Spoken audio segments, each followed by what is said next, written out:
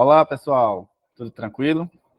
Eu sou o Rogério Santos, professor de Física da Científica Concursos, e hoje nós teremos aqui uma aula de resolução de questões visando o concurso da Polícia Civil de São Paulo. Antes de mais nada, eu peço a vocês que deem um like nesse vídeo, se inscrevam no canal da Científica Concursos para receberem mais conteúdos como esse. Então, sem mais delongas, vamos para as questões e resolvê-las. Nesse primeiro bloco, nós resolveremos questões de mecânica, da mecânica clássica, cinemática vetorial. A primeira questão da banca VUNESP, para professor de ciências, de 2019, traz o seguinte enunciado. Considere a equação horária do espaço como sendo x igual a 20t mais 2t ao quadrado, de um movimento qualquer, sendo que x expressa a posição em metros e t o instante de tempo em segundos.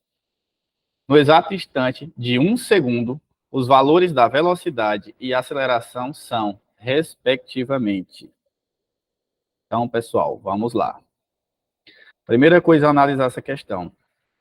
Nós precisamos lembrar, ele fala que é de um movimento qualquer, mas nós lembramos que a equação horária do espaço nesses moldes aqui é aquela, né, de um movimento uniformemente variado, que se expressa da seguinte maneira: S igual a SO mais VOT mais AT ao quadrado sobre 2.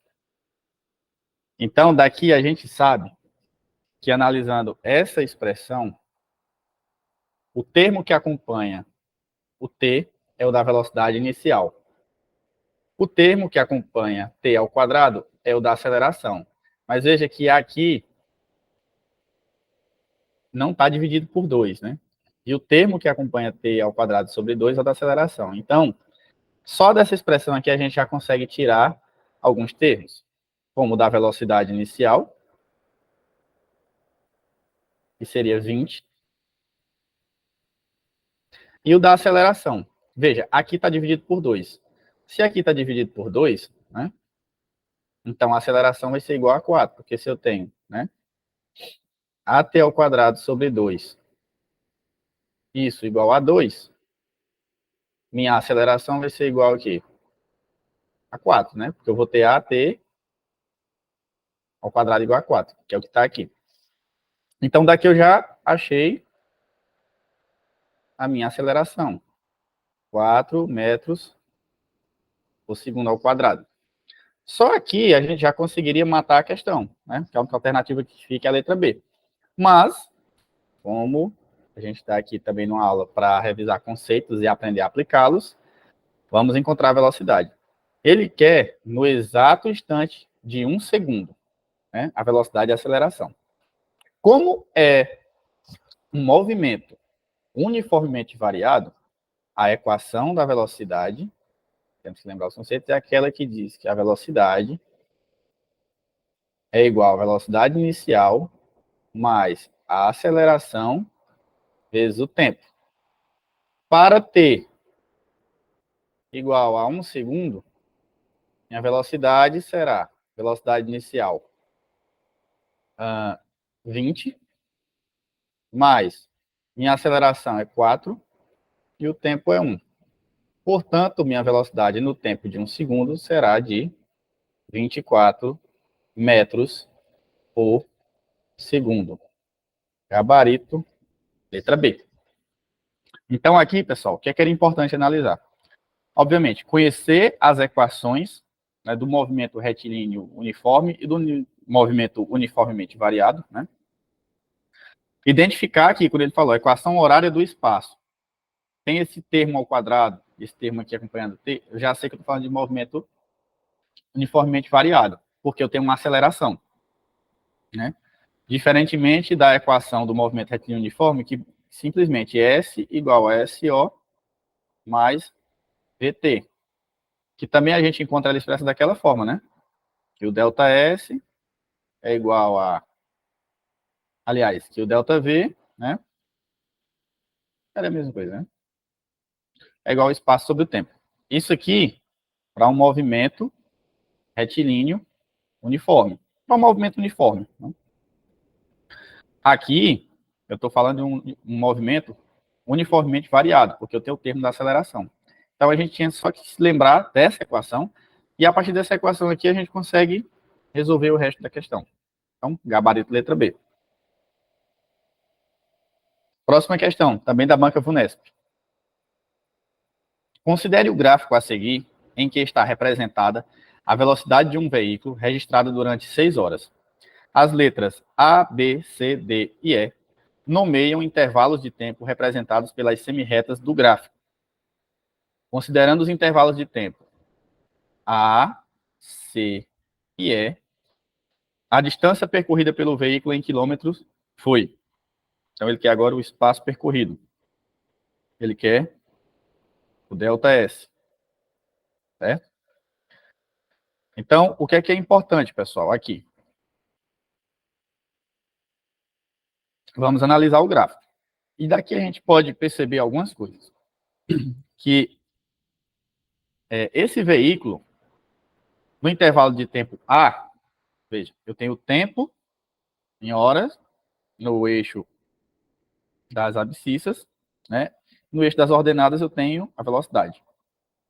Entre 0 e 1 hora, né, no espaço de tempo de 0 e 1 hora, o veículo ficou parado. Então, no espaço de tempo, no intervalo A, ele não andou. A quilometragem dele foi 0.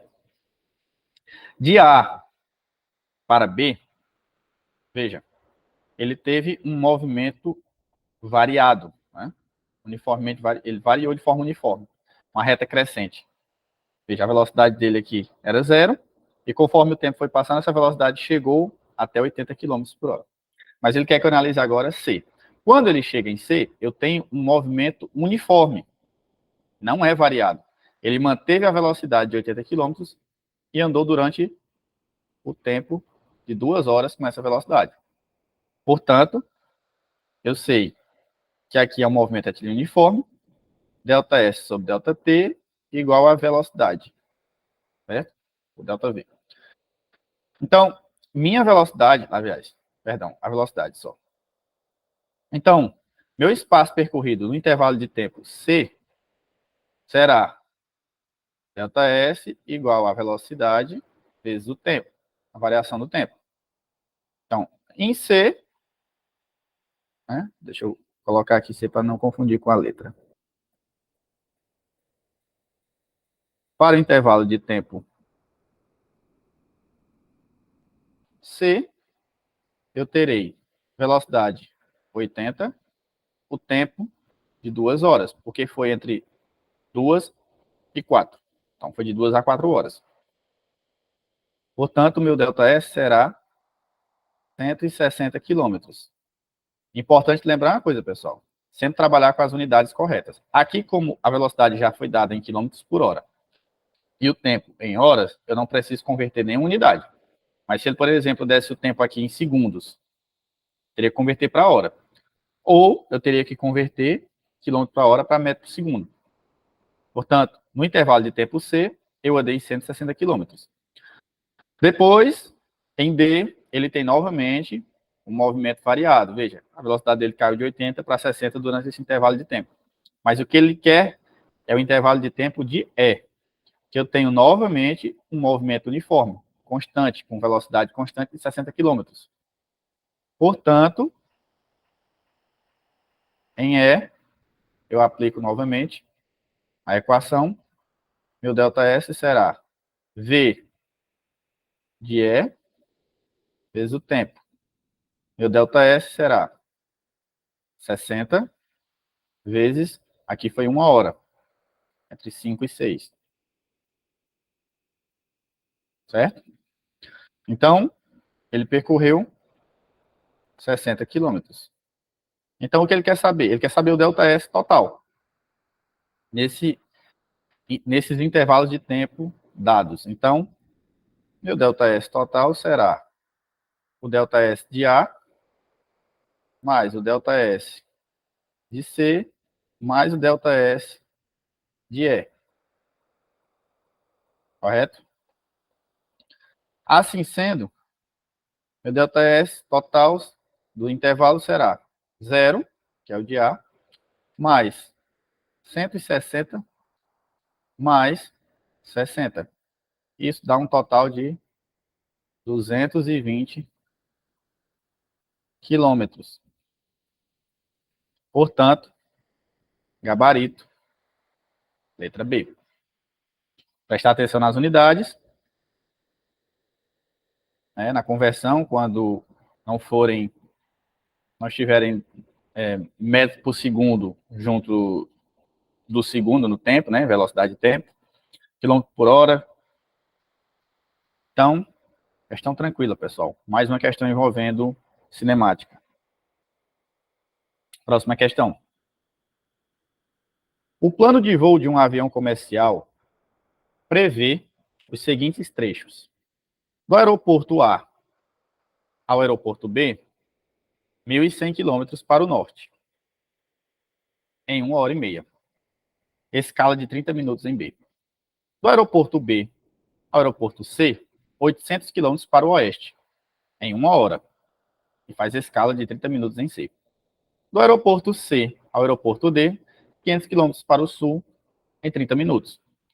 Agora ele quer saber o módulo da velocidade vetorial, ou seja, eu tenho aqui cinemática vetorial, média, total, de A para D, desenvolvida por esse avião em quilômetros por hora, terá sido D.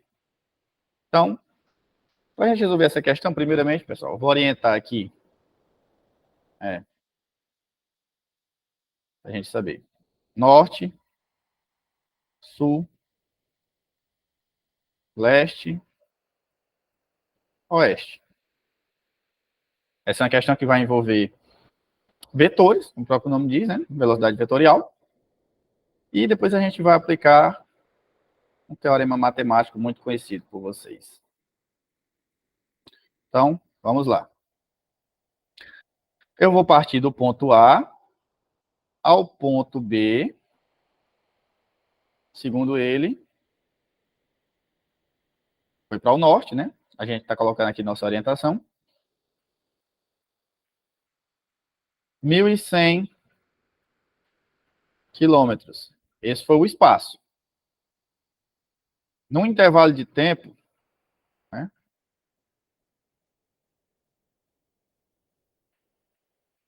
de 1 hora e meia. Só que aqui, pessoal, ele fala que ficou mais 30 minutos ainda parado em B. Ou seja, esse tempo aqui que ele ficou, que ele consumiu, foi de mais meia hora. Então, vou colocar aqui mais 0,5 hora. Que no total dá 2 horas. Agora, de B para o porto C, negócio fazer bem feito.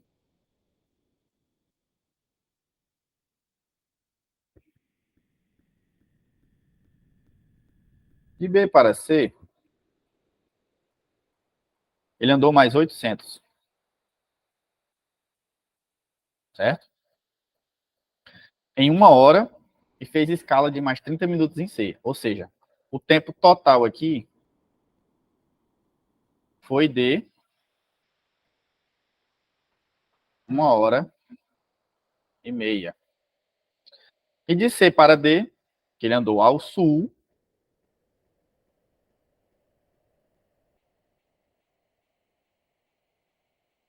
ele andou um trajeto de 500 quilômetros.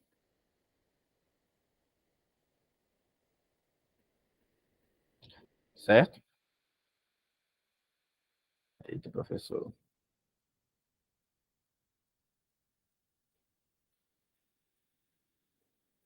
Vamos lá. Fazer esse correto aqui. Então, pessoal, o que é que ele pede na questão? Ele quer saber a velocidade vetorial média de A para D. Né? Ele quer saber essa daqui. Né? Então, o que a gente vai fazer aqui? Simplesmente calcular, né, esse vetor. Né? E ele quer saber a velocidade média. Então, aqui é o seguinte. Aí aqui eu esqueci de colocar que aqui foi meia hora. Né? Então, o que é que a gente vai ter que fazer? Calcular esse vetor entre A e D. E aqui a gente já consegue perceber que nós vamos aplicar o teorema de Pitágoras. Essa distância de A para B, 1.100. Só que aqui de C para D, voltando, já tenho 500. Então, eu sei que esse trechinho aqui vale 1.100 menos 500, que dá 600. Esse aqui, esse trecho, é idêntico. É 800. Então, eu preciso calcular esse vetor posição entre A e D. Eu vou chamar aqui de ΔS de A para D. Então, quando eu aplicar Pitágoras, eu sei que esse lado aqui é o lado oposto ao ângulo reto. Então, eu tenho aqui a hipotenusa. O que é que eu farei? Sei que ΔS AD ao quadrado é igual a 800 ao quadrado mais 600 ao quadrado. ΔS AD vai ser igual a raiz de 800 ao quadrado dá 64 e aumenta 4 zeros. Né? 640 mil. Mais 600 ao quadrado, eu tenho 360 mil. Porque esse aqui é o triângulo 345, né? 8, 6, 10. Então, a gente vai encontrar essa distância, quando eu tirar essa raiz, de 1.000 quilômetros. Mas ainda não é a resposta que eu quero. O que ele está me pedindo é a velocidade vetorial média. Então, qual foi essa velocidade vetorial? Eu vou pegar esse vetor. Né? O que é a velocidade média? É a variação do espaço de A para D sobre o tempo gasto. Então, o tempo que ele levou para chegar até D. Então, eu terei 1.000 quilômetros sobre até meu tempo. De A para B, ele demorou 1h30, com mais meia hora de escala no aeroporto, 2 horas. De B para C, 1 hora de viagem, mais 30 minutos, 1h30, dá 3 horas e meia. Então, eu tenho 2 mais 1,5, e aqui mais meia hora de C para D. Então, o total gasto para percorrer todo esse espaço foram 4 horas. Só que, como eu trabalho com vetores, eu só quero... Ele está perguntando a velocidade vetorial. Então, aqui, né, se ele não tivesse perguntando a vetorial, pessoal, o espaço que eu iria utilizar seria a soma desses espaços aqui. Esse espaço percorrido. 1.100, 800, 500. Só que ele quer entre A e D, só, vetorialmente. Então, o vetor entre A e D, não existe vetor fazendo curva. O vetor é uma seta, né? De linha reta. Então, minha velocidade média, né, vetorial, lembrar de colocar o vetorzinho em cima, será quem? 1.000 dividido por 4. 250 quilômetros por hora. Gabarito, letra A. Vamos para a próxima questão. Então, pessoal, a próxima questão é uma questão da Banca Vunesp, que caiu no último concurso de 2013 para perito criminal da PC São Paulo. O enunciado diz o seguinte: a polia dentada do motor de uma motocicleta em movimento, também chamada de pinhão, gira com frequência de 3.600 RPM. Ela tem diâmetro de 4 centímetros e nela está acoplada uma corrente que transmite esse giro para a coroa, solidária com a roda traseira. O diâmetro da coroa é 24 centímetros e o diâmetro externo da roda, incluindo o pneu, é 50. Né? A figura a seguir ilustra as partes citadas. Ele manda usar π igual a 3 e considerar que a moto não derrapa e que a transmissão do movimento de rotação é integralmente dirigida a seu deslocamento linear.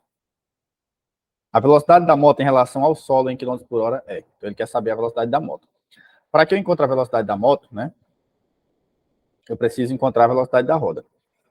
E aqui é o seguinte, pessoal. A velocidade linear dos elementos que estão acoplados, elas são idênticas. Então, a velocidade do pinhão é a mesma velocidade da coroa, que é a mesma velocidade da roda. O que vai mudar aqui entre eles é a sua velocidade angular e a sua frequência de rotação.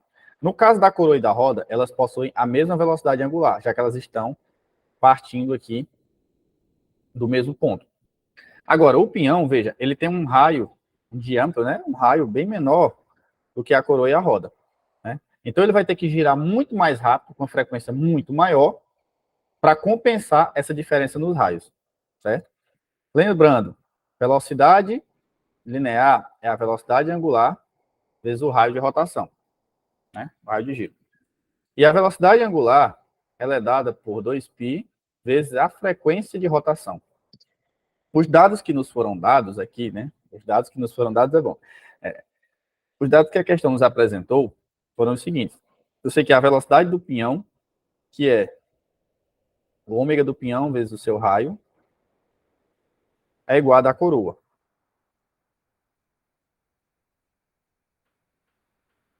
Então, 2π vezes quem é a sua frequência de rotação? 3.600 RPM, vezes o raio. Se o diâmetro é 4, o raio é 2 centímetros.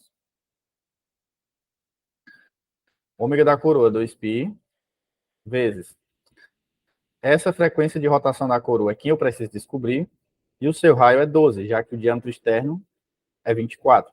Né? O seu diâmetro é 24, o diâmetro da coroa. E aqui, pessoal, eu ainda não trabalhei com transformação de unidades, porque como eu vou isolar esse termo UFC aqui, a frequência da coroa, para encontrá-la, eu vou jogar esse termo para cá, centímetro vai cancelar com centímetro. Então, eu não preciso trabalhar ainda com a conversão de unidades. Mas depois, na hora de encontrar a resposta, eu vou precisar, porque ele quer a resposta em quilômetros por hora. Eu não estou trabalhando em quilômetros por hora, estou trabalhando aqui com unidade de centímetro, com unidade de rotação por minuto. Então, tudo isso a gente vai converter. Resolvendo essa equação. Termos iguais, lados opostos da equação cancelam. Então, minha frequência, né, de rotação da coroa será igual a 3.600 vezes 2 sobre 12. Eu consigo simplificar o 2 com o 12, o 6 embaixo. 3.600 dividido por 6, eu tenho uma frequência de 600 RPM. E veja, essa coroa, como ela está aqui nesse mesmo eixo da roda, ela vai ter a mesma frequência de rotação da roda. Então, para que eu encontre a velocidade linear da roda, que vai ser a velocidade da moto, basta agora eu aplicar a equação. Ômega, né, da moto, vezes o raio da roda. Então, a velocidade da moto será... Quanto que é o ômega? 2π vezes a frequência. A frequência da coroa é a mesma frequência da roda. Então, 600 vezes... Quanto é o raio? Se é 50 centímetros, é 25. O diâmetro é 50, o raio é 25. Mais 25, vamos lá, 25 centímetros. Agora aqui, pessoal, eu tenho que ajustar essa conversão. 600 está em RPM, eu tenho que transformar para segundo. E centímetro, eu tenho que transformar para metro. Então, esse aqui eu tenho que dividir por 60, esse aqui eu tenho que dividir por 100. Certo? Pensando se não termo da equação. Ômega, frequência, isso, tudo certo. Então, vamos lá. A velocidade da moto vai ser igual a 2. Ele manda usar o π igual a 3. Aqui eu tenho 10. E aqui eu vou ter 0,25. Então, a velocidade da moto será igual a 6 vezes 10, 60, vezes 0,25, 15 quilômetros, aliás, 15, perdão, metros por segundo.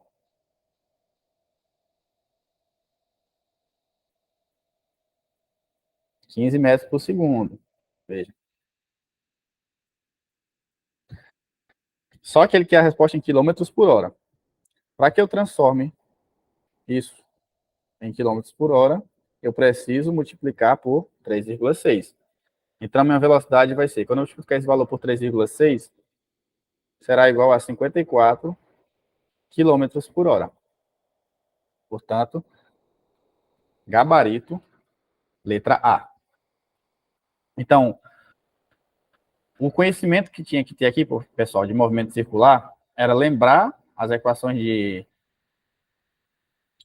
velocidade angular, velocidade linear, lembrar que elementos acoplados por polias, correias, né, elementos de ligação, eles possuem a mesma velocidade linear, o que diferencia justamente essa velocidade angular, porque ela depende da frequência de rotação, né, que está diretamente ligada a esse raio de giro. Então, um elemento menor ele vai girar muito mais rápido, para ter essa compensação em relação à diferença, né, do seu diâmetro, do seu raio. Então, era isso. Vamos para a próxima questão. Então, pessoal, vamos dar continuidade com as questões do bloco sobre eletricidade. Nós vamos aplicar conceitos relacionados à eletricidade da física. Primeira questão fala: uma corrente elétrica de 0,5 A, dependendo do local em que se estabelece no corpo humano, é capaz de causar a morte.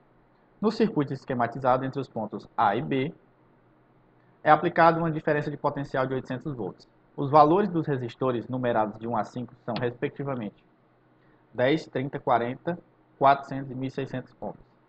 Ele quer saber o resistor pelo qual passa uma corrente abaixo de 0,5 A. Então, pessoal, ele me diz que entre A e B eu tenho uma DDP de 800 volts. Uma coisa importante, pessoal. Aqui eu tenho associação de resistores em série e em paralelo. E o que é que a gente precisa lembrar? Resistores em série, a corrente que passa por eles é idêntica, mas as DDPs são diferentes. Já na associação de resistores em paralelo, a corrente, ao chegar aqui no nó, ela se divide. Ela passa por eles e vai se juntar aqui novamente até terminar em B, a corrente que sai de A. Contudo, a DDP deles é idêntica. Aqui no caso, a DDP não muda. Então, é essa a diferença. Uma das diferenças, né? A diferença principal. Então, o que, que ele quer aqui? Então, a gente já sabe aqui, então, com esse conceito, que o resistor, onde passa essa corrente de 0,5 A, não pode ser 1, o 2 nem o 3, já que a corrente que passa neles é idêntica. E a resposta é apenas em um resistor. O que, que eu vou ter que fazer aqui primeiro? Eu vou calcular a resistência equivalente desse circuito, encontrar essa corrente que sai aqui, né? E depois encontrar suas frações, saber qual das duas aqui, dessa corrente que entra aqui nos resistores que estão em paralelo, está abaixo de 0,5 A. Uma coisa que a gente tem que ter em mente, como a DDP é fixa, quanto maior a resistência, menor será a corrente. Então, o que a gente pode aqui deduzir é que essa corrente provavelmente será do resistor 5. Mas, vamos partir para os cálculos. A gente calcula a resistência equivalente do circuito. Na associação em série, basta somar as resistências. Na associação em paralelo, eu somo a resistência equivalente, aqui, nesse caso, é igual a 1 sobre o inverso. Como eu só tenho dois resistores, né, a soma dos inversos.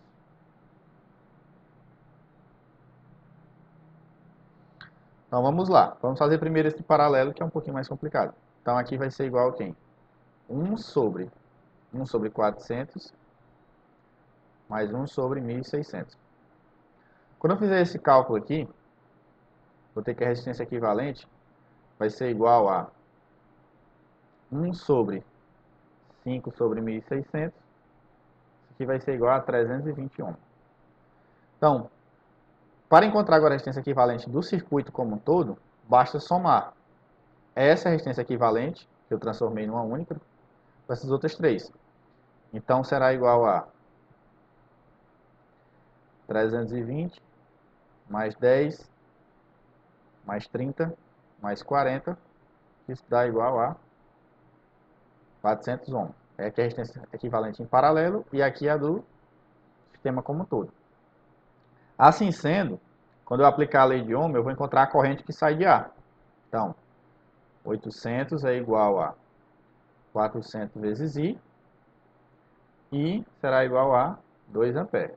Então, eu sei que a corrente que passa aqui é de 2 amperes, a corrente que passa aqui é de 2 amperes, 2 aqui é 2 amperes, aqui ela vai se dividir. Eu já sei que a corrente no resistor 5 tem que ser menor do que o resistor 4, e que a soma delas duas tem que ser igual a 2. Então, mais uma vez, mais uma indicação de que nosso resistor é o de número 5. Mas vamos confirmar com cálculos. Eu sei que quando ela chega aqui, ela se divide. Então, I4 mais I5 tem que ser igual a 2. Né? Porque ela vai se dividir aqui, mas chegar aqui ela vai voltar a ser a corrente que saiu de A. E vai terminar aqui no nó em B. E sei também, né, que aqui as DDPs são iguais. Então, se essa DDP não muda, o produto da resistência que, desse resistor com a corrente que aqui passa tem que ser igual ao produto da resistência desse resistor com a corrente que aqui passa. Então, eu sei que I4 vezes 400 tem que ser igual a I5 vezes 1.600. Dessa forma, eu sei que I4 vale 4 vezes o valor de I5.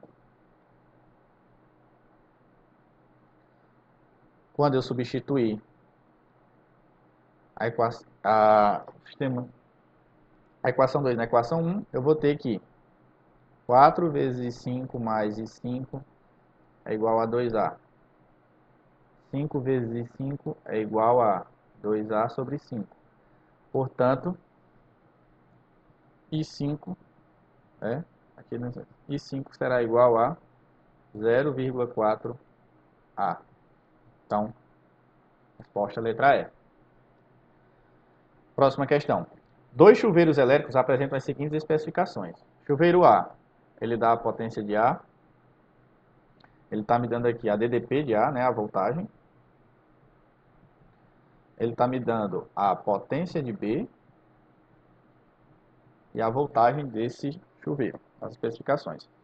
Ele fala que os resistores desses chuveiros são ômicos, cilíndricos, são feitos do mesmo material, mesma resistividade. Então, ρ de A igual a ρ de B, mesmo comprimento, L de A, L de B.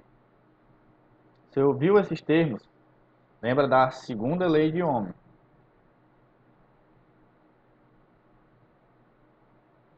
Resistência de um resistor é o valor da resistividade, seu comprimento e sua área de seção transversal.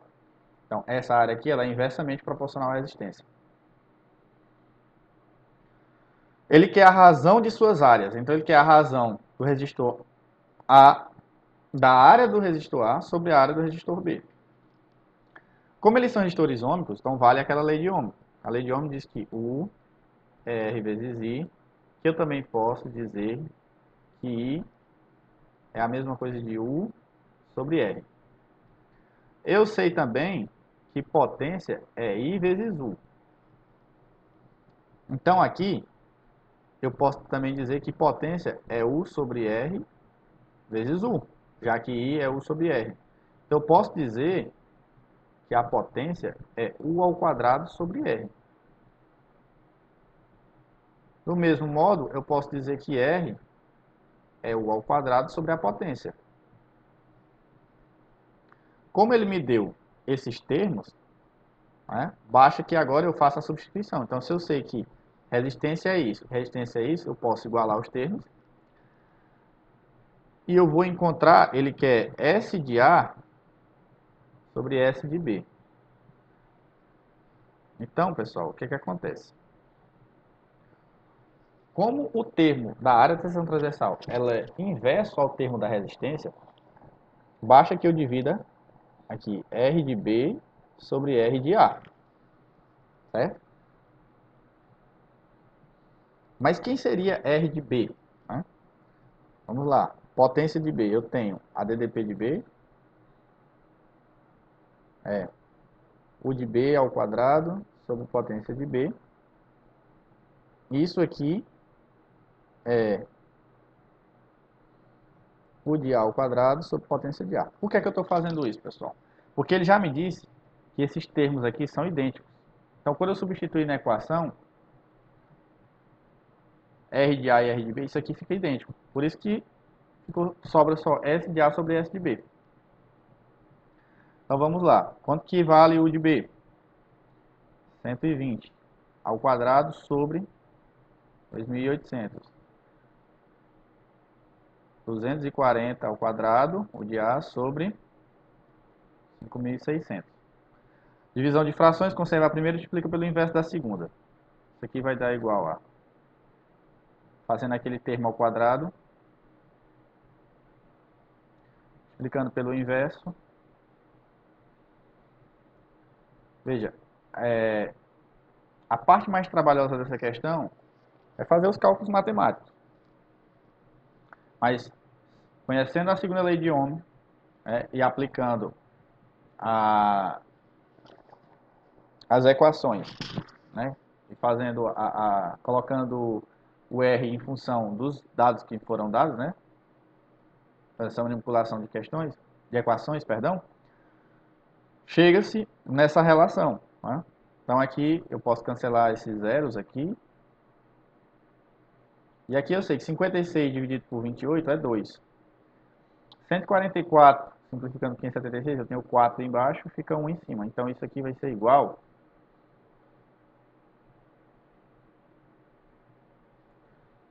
a 1 meio, né? 2 sobre 4.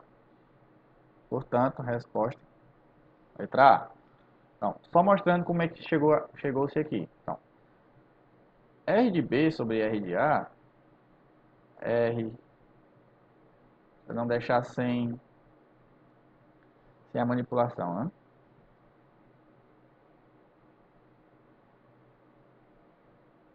Então, o S de A.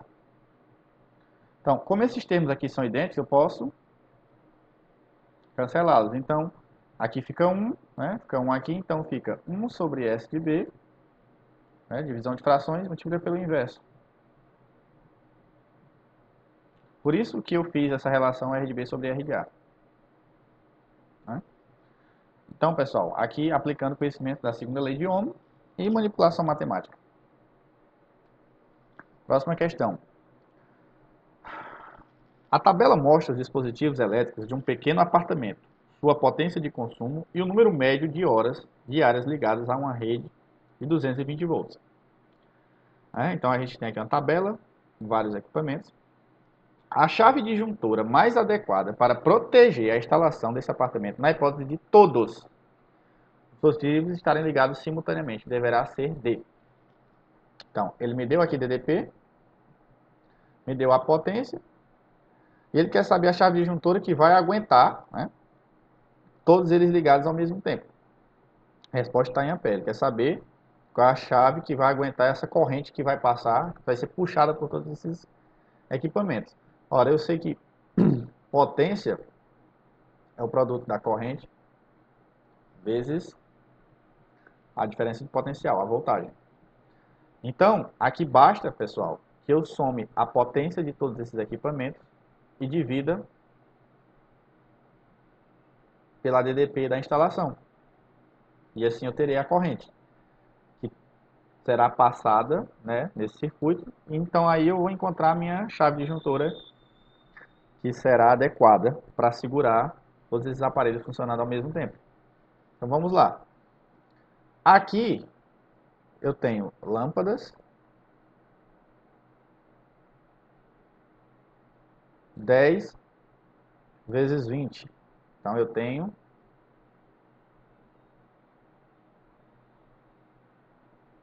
200 watts de lâmpadas. A geladeira, como eu só tenho uma, potência 200 watts. TV, só uma também, 200 watts.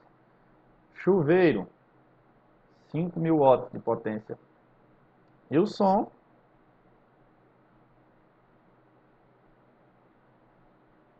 100 watts. Somando tudo isso, eu terei 5.700 watts de potência. Lembrando, pessoal, que potência é uma medida de taxa, né, de variação da energia que passa. Então, a taxa ela é dada em segundos. Então, a potência é a energia, né, movimentada a cada segundo por esses aparelhos. É uma taxa. Então, a corrente que será consumida, né, a corrente que irá passar nesse circuito, será quem? 5.700 dividido por 220. Quando eu dividir esse valor, eu vou encontrar uma corrente aproximada de 25,9 ampere. Portanto, eu preciso ter uma chave disjuntora que suporte, que seja maior do que 25,9. Então, eu tenho aqui a parte da letra C. Só que a mais adequada, né? Eu não vou gastar uma corrente, perdão, uma chave de 40 amperes se eu só preciso de 25,9. Então, a chave mais adequada é a de 30 amperes. Gabarito letra C. A próxima questão utiliza a mesma tabela, né? Só que agora ele pede o seguinte. Ele diz que se o preço de quilowatt-hora entregue em residências é de 90 centavos, quanto é que vai ser o custo mensal do consumo de energia elétrica desse apartamento?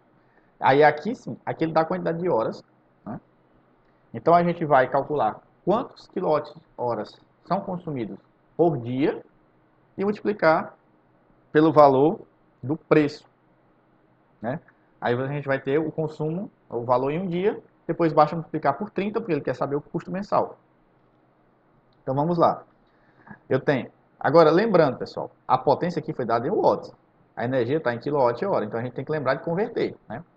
O K, o quilo, é um múltiplo em que o valor é multiplicado por 1.000. 10 vezes 20, né? Eu tenho 200 watts. Vezes 5 horas, 1.000. Então eu tenho, se é 1.000 watts para quilowatt, né? Dividido por 1.000, eu tenho 1.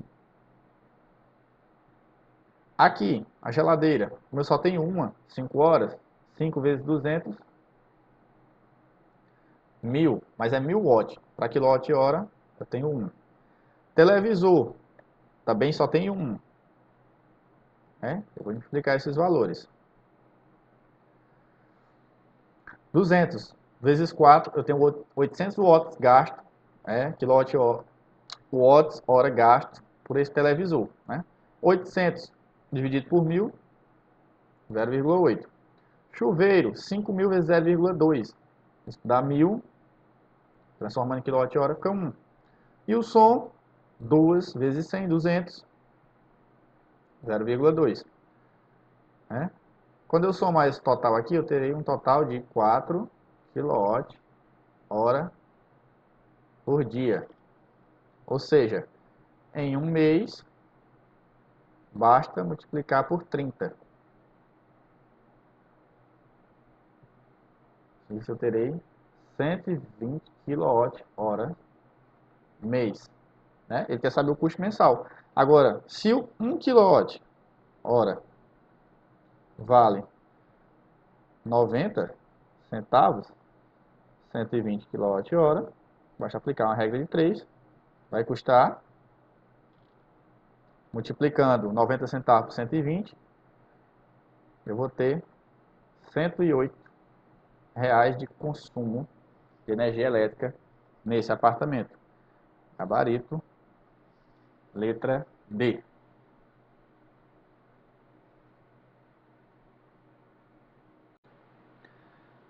As próximas questões, pessoal, fazem parte do bloco de termologia. A gente vai aplicar os conhecimentos da termodinâmica, termometria, e por assim vai. A questão diz o seguinte: um projétil de massa 10 gramas, feito de metal de calor específico 0,10 calorias por grau Celsius, atinge um colete à prova de balas com velocidade de 600 metros por segundo, parando antes de atravessá-lo. O equivalente mecânico do calor é admitido com o valor de 4,2 joules por caloria. Essa aqui é a relação. 4,2 joules vale uma caloria. E o colete é tido como adiabático, ou seja, não há troca de calor. Lembrar, quando eu falo que é adiabático, é que não há troca de calor entre o sistema e a vizinhança. Ou seja, não tem troca de calor entre o colete e o projétil. A quantidade de calor dissipada integralmente no projétil, né? O projétil vai dissipar calor durante esse percurso, deve elevar a temperatura dele em quantos graus Celsius? Então eu sei o seguinte, ele me deu a velocidade. Então, isso quer dizer que meu projetil aqui, né, ele vai percorrer a trajetória até atingir um colete. Então,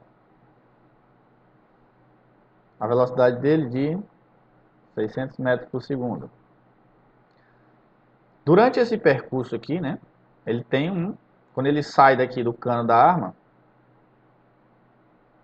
ele sai com essa velocidade até parar no colete. Então, ele possui energia cinética, né? A energia cinética é a energia associada ao movimento, um tipo de energia mecânica associada ao movimento, que é dada por massa, velocidade ao quadrado sobre 2. E como o colete é adiabático, a troca de calor aqui não vai acontecer, esse projétil não vai trocar calor com o colete. Então, todo o calor vai ser absorvido dessa energia que vai ser dissipada ao chocar-se no colete, vai ser dissipada no projetil. Portanto, a energia ela só pode ser convertida, né? Então, a outra forma é a quantidade de calor, de energia, né? Que vai ser energia térmica agora que ela vai ser convertida, que é igual a massa vezes o calor específico vezes a variação na temperatura.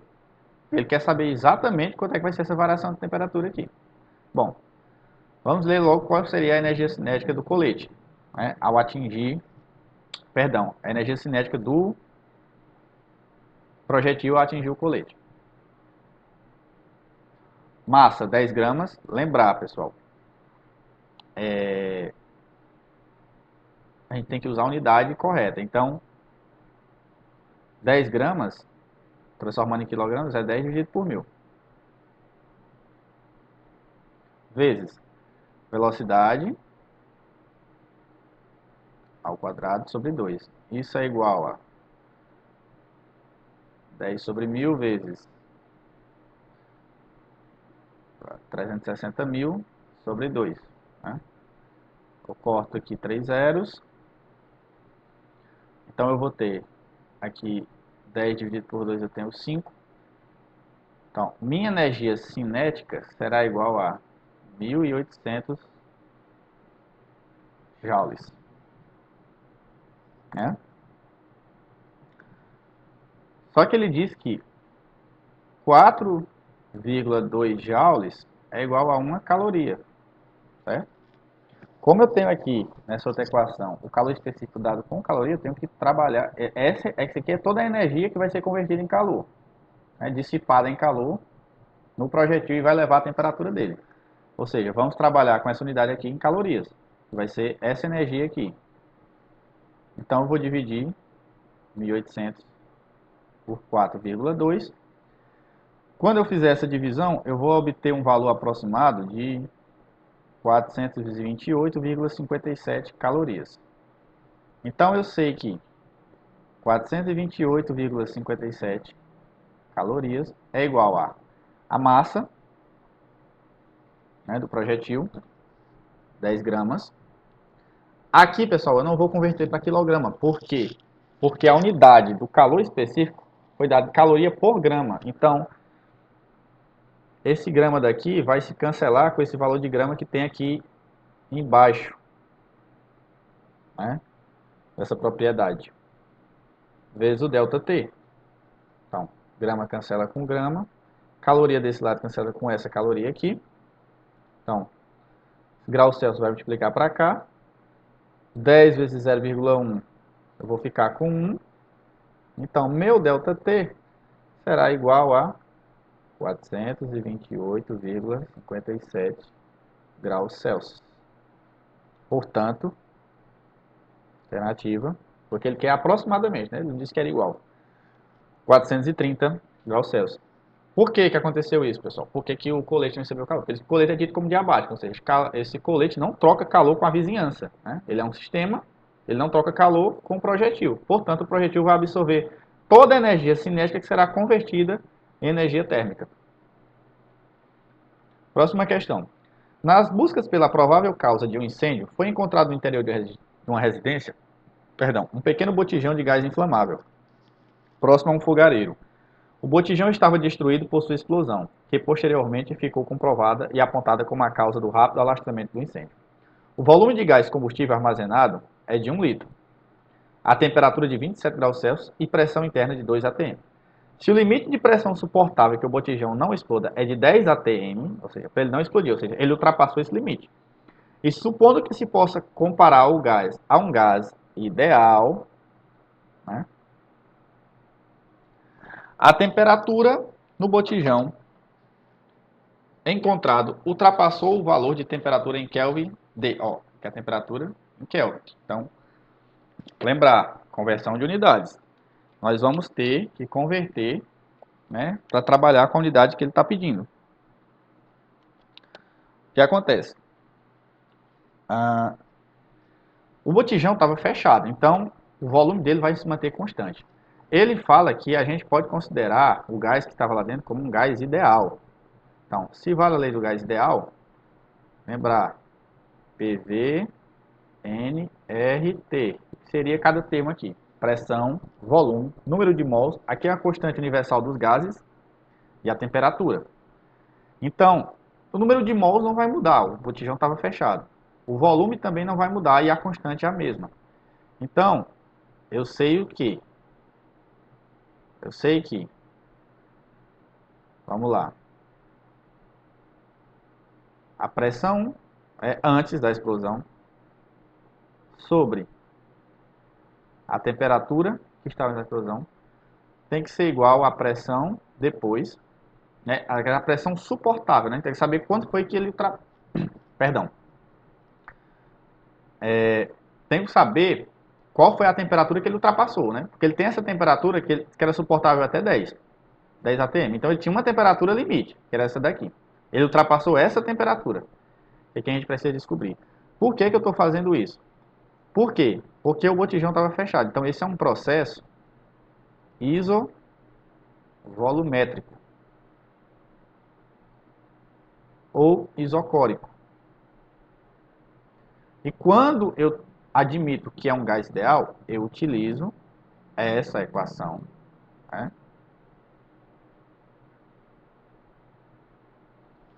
Também conhecida como a equação de Gay-Lussac. E aí, nós descobrimos o valor dessa temperatura. Só que, pessoal, ele quer em Kelvin. E essa temperatura que ele deu aqui, a temperatura 1, está em graus Celsius. Então, como é que a gente transforma para Kelvin? Lembra que o 0 graus Celsius, em Kelvin, equivale a 273. Então, basta eu adicionar mais 27 aqui a esse valor que eu terei. Então, T1 igual a 27 graus Celsius é igual a 27 mais 273. T1 vai ser igual a 300 Kelvin. Agora basta aplicar a equação. P1, 2 atm. Lembrando também, pessoal, a unidade de pressão é Pascal. Mas por que é que eu não vou convertê-la? Porque quando eu trouxer esse termo para cá, né, porque agora o que eu vou fazer? Eu vou jogar T2, vou isolar T2, vai ser igual a quem? A P2 vezes T1 sobre P1. Quando eu dividir esses termos de pressão, o ATM vai sumir. Então, eu vou ter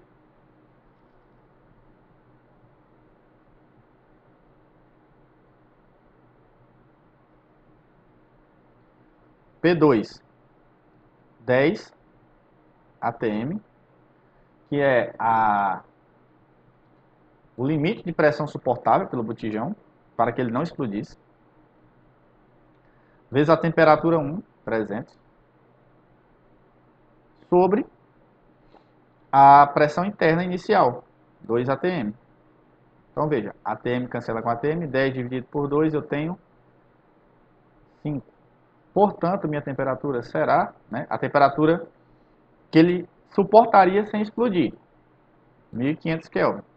Então ele quer saber a temperatura que ele ultrapassou. E essa temperatura aqui. Isso aqui era a máxima temperatura que ele poderia suportar. Então ele ultrapassou essa temperatura e explodiu. Gabarito letra C. Próxima questão. Essa questão caiu no meu concurso para perito criminal, né? No concurso no qual eu fui aprovado.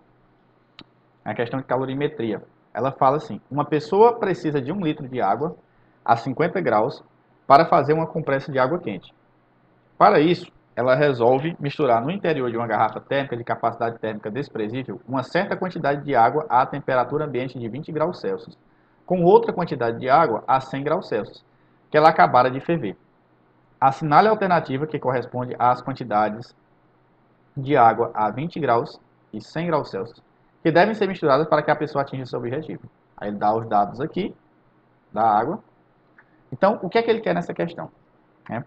Ele quer que um recipiente, que uma garrafa, tenha água a 50 graus Celsius, né, no total de 1 litro. Certo, pessoal? Só que para isso, ele vai misturar duas quantidades. Né? Ele vai botar aqui uma quantidade de água.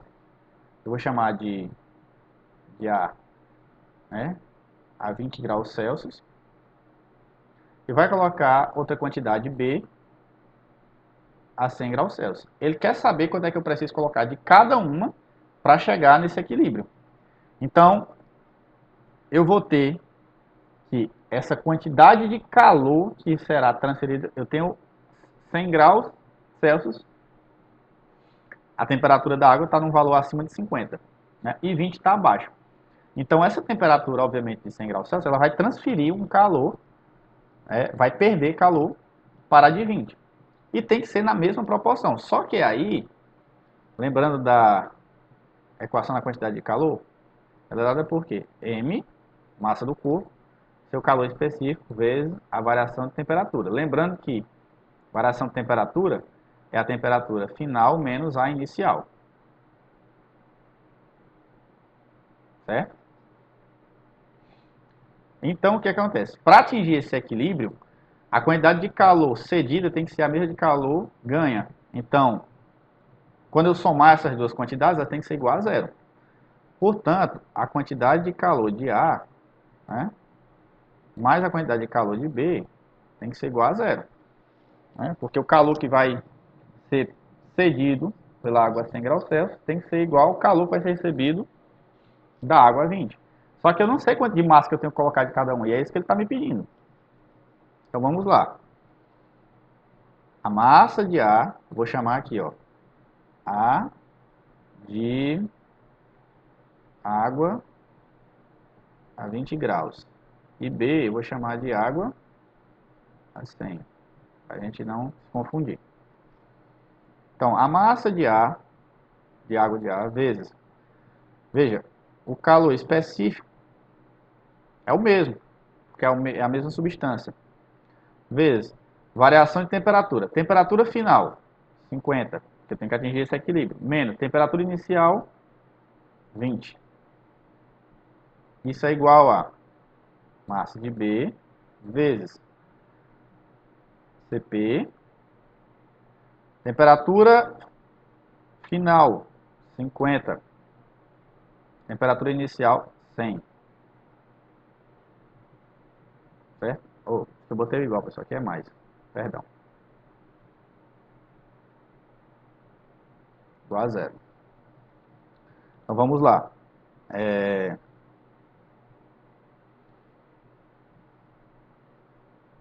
MA, CP igual a 1, 50 menos 20, 30. Mais MB, CP igual a 1, vezes menos 50. Igual a zero. Se eu tivesse colocado do outro lado da equação, pessoal, só tinha que trocar o sinal. Por quê? Porque o fluxo de calor ele tem uma direção, né? Então, assim, a gente tem que adotar um sentido positivo. Por isso que se eu tivesse colocado do outro lado, esse termo aqui teria que ser negativo. Vamos lá, então. 30 MA menos 50 MB igual a zero. Então, MA vai ser igual... 30 MA vai ser igual a 50 MB. MA vai ser igual a 5 terços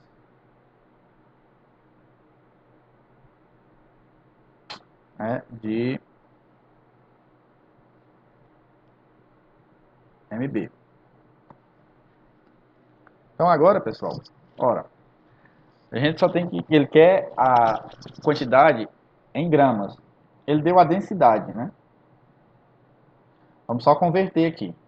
1 litro de água, lembrar que equivale a 1 decímetro cúbico. Né? E 1 decímetro cúbico equivale a 1000 centímetros cúbicos, porque quando eu passo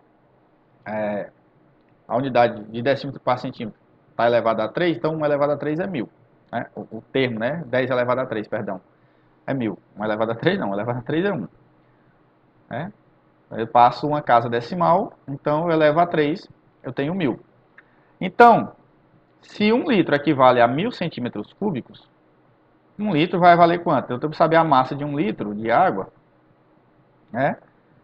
A massa sobre o volume é a massa específica. Então, a massa específica, né, que a gente chamou aqui de densidade,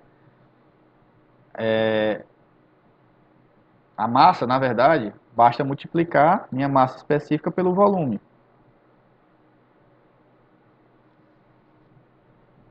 Certo? Então, em 1 litro de água, eu terei uma massa igual a 1, né, que é a densidade, 1 grama por centímetro cúbico, vezes 1000 centímetros cúbicos. Portanto, eu terei 1000 gramas, né? Então, a massa de 1 litro de água equivale a 1 quilo. 1000 gramas, né? 1 litro, 1000 gramas.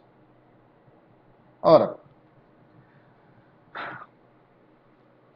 eu vou ter que ter 1 litro de água, né, a 50 graus. Então, basta agora eu substituir. Né? Eu tenho que... Vamos lá.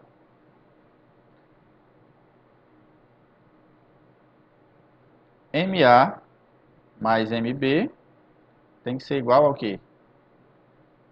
1000 gramas. Quanto é que é a massa de A? 5 terços da massa de B. Né?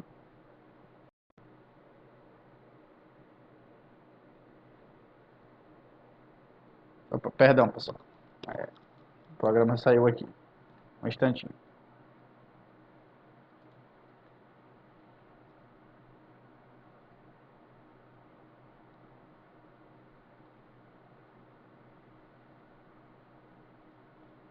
Vamos lá.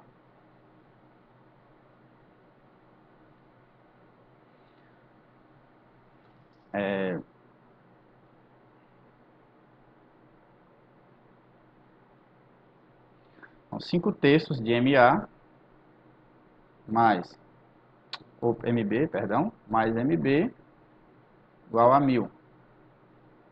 Né? Se eu multiplicar todo mundo por 3 aqui, eu vou ficar com 5 MB mais 3 MB igual a 3000. Então, 8 MB igual a 3000. MB igual a 3000 sobre 8. Portanto, MB igual a 300 675 gramas. Para 1000 gramas faltam 625. Então, a massa de ar, 625 gramas. Então, a 20 graus, quem é ar, é água a 20 graus. Então, a 20 graus eu terei 625 gramas. A 100 graus, eu tenho que colocar 375 gramas. Para quê? Para que quando eu encho esse reservatório de 1 litro, eu obtenha água a 50 graus Celsius. Próxima questão. Da polícia, caiu questão agora na Polícia Científica de Goiás. A primeira lei da termodinâmica estabelece que a variação de energia interna de um sistema é dada pela diferença entre o calor com o ambiente e o trabalho realizado. Ou seja, ele deu aqui, né? ΔU é Q menos W. Assim, quando o trabalho realizado pelo sistema for igual ao calor fornecido, ou seja, se esses termos são iguais, minha variação de energia interna é igual a zero. Ele quer saber qual transformação haverá. Aqui é uma questão direta, pessoal, de conhecimento conceitual das transformações. Né? Aplicação na primeira lei da termodinâmica. Então, o que é que eu sei aqui?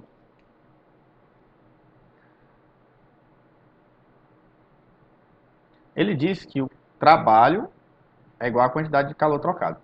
Quando isso acontece, pessoal, e não a variação de energia interna, eu tenho um processo isotérmico. Isso significa dizer que todo calor é convertido em trabalho, quando minha variação de energia interna é igual a zero. Por quê? Eu não tenho aumento nem redução de temperatura. Porque todo esse calor que existia, o calor é a energia em movimento, é um fluxo, ele foi convertido em trabalho, né? Trabalho pelo sistema. Ou seja, não sobrou espaço para que houvesse um aumento ou uma redução na temperatura. Então, já que ele é igual ao trabalho. Mas só para revisar os outros termos, o que é que a gente tem aqui? Quando eu tenho um processo adiabático, isso significa dizer que minha variação de energia interna, eu não tenho troca de calor. A gente viu até lá na questão relacionada ao projétil, foi a primeira questão, que ele dizia que o colete era adiabático. Se ele é diabático, eu não tenho troca de calor do sistema com a vizinhança. Então, a energia interna ela é unicamente igual ao trabalho. Né? Todo o trabalho realizado no sistema. Quando ela é isovolumétrica, aí eu já não tenho trabalho, porque o volume é constante. Então, minha variação de energia interna é igual ao calor. Depende apenas do calor. Quando ela é isobárica, significa dizer que a pressão é constante. Ou seja, a minha variação de energia interna vai ser dada pelo Q menos, e o trabalho será calculado por esse produto, da pressão vezes a variação no volume. E para ter uma diminuição na temperatura, uma das formas de ocorrer é quando eu tenho um processo adiabático em que eu vou ter, por exemplo, uma expansão adiabática, em que eu vou ter um aumento grande no volume, uma redução na pressão, isso de forma muito rápida, então eu vou ter uma queda na temperatura. Mas veja, ele quer saber quando todo o calor é transformado, todo o trabalho foi realizado igualmente ao calor. Então, isso é o conceito de transformação isotérmica. Tá certo, pessoal? Então, gabarito letra E. Bom, finalizando, pessoal, agradeço a paciência de vocês. Peço desculpas por um errinho ou outro na hora de citar alguma unidade, algum dado. Isso faz parte. E aproveito para apresentar para vocês os planos de mentoria e monitoria da Científica Concursos, que está em promoção, estão em promoção, melhor dizendo. Esses são os pacotes. Você tem o planejamento individualizado, com metas diárias, resumo de metas, né? A mentoria e a monitoria para o concurso da Polícia Civil de São Paulo. Né? Então, esses pacotes estão em promoção até o dia 12 de setembro. E aproveitem, se inscrevam, não se esqueçam de se inscrever no canal, curtir esse vídeo e vamos nos tornar alunos da científica com um excelente time de professores. E, bom, é isso. Agradeço mais uma vez a paciência de vocês.